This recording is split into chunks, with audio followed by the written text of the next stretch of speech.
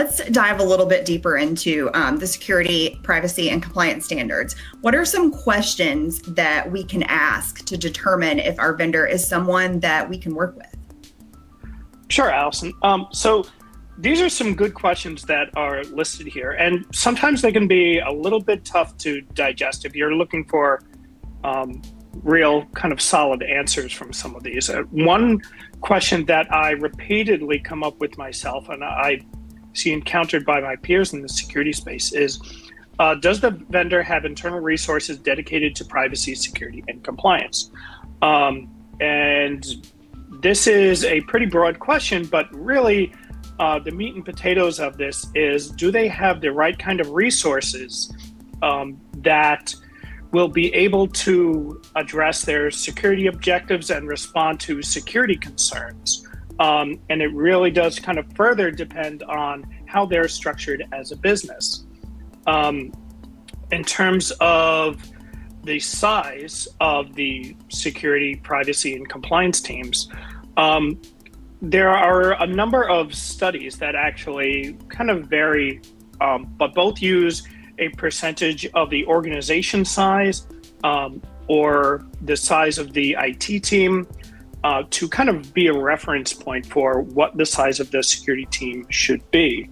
And generally, I've seen those numbers at anywhere from 2% to 10%, depending upon the size and nature of the organization, depending upon if they're cloud-centric or kind of hosting their own data centers, things like that will have a big impact on those sizes. One thing in particular I like to focus on is a percentage of budget. So if you look at the security team's budget and the compliance budget, using that as a kind of rough reference point for what the security team size should be. Naturally, that's a little bit harder to get for a vendor, but if you're looking at either the size of the deal you're considering, or maybe just you have an idea of the revenue they're generating, you should have a rough idea that they should or should not have dedicated resources towards one or more areas. But the real thing you're looking for is that should something happen, you're looking for responsiveness from the vendors and making sure they are staffed accordingly. We also want to consider how secure is the technology that the vendor uses. And this is kind of a loaded question because a lot of companies are cloud-centric these days, and a lot of companies are not. So kind of measuring that becomes a bit more difficult. But in either case, I'm going to point back towards the compliance reports that I referenced earlier.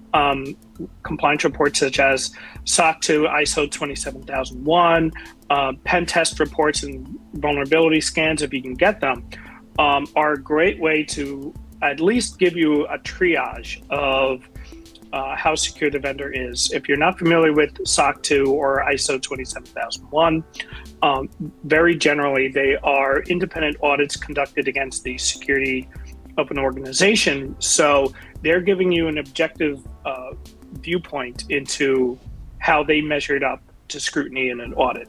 And that can be very valuable.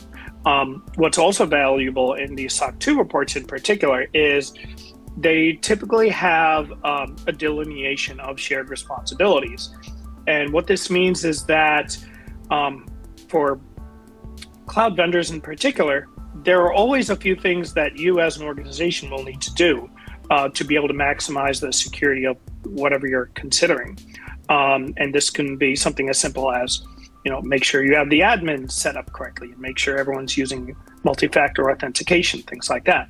But typically these reports will call out those particular areas. And they'll also call out their most significant technology backbone. So for example, if they're using Amazon AWS or Google GCP, they'll typically call that out in those reports. If they don't have those reports, those are still fair things to ask for. Who is your hosting provider? How do you gain comfort over their security practices? Even if they're using a co-location, you should still be able to kind of drive into those questions and be able to come back with some assurances whether or not you leverage those reports or not, based on there are a number of more or less open source or free security questionnaires that a lot of vendors do tend to use. And last question here, how does the data collection provider handle privacy, security, and compliance for their own business? These are things you probably want to look at a bit more with a fine-tooth comb. And what I mean by that is looking at their privacy policies stated on their webpage, looking at their terms of service, looking at their customer service interactions, and combing through all that. What are their processes and procedures to manage privacy and security concerns as they do come up? One theme I'm sure I'll touch on again later in the slides is if a security incident does happen, and it's becoming far more commonplace in the market, the ideal scenario is you at least have a vendor that is responsive and transparent with you.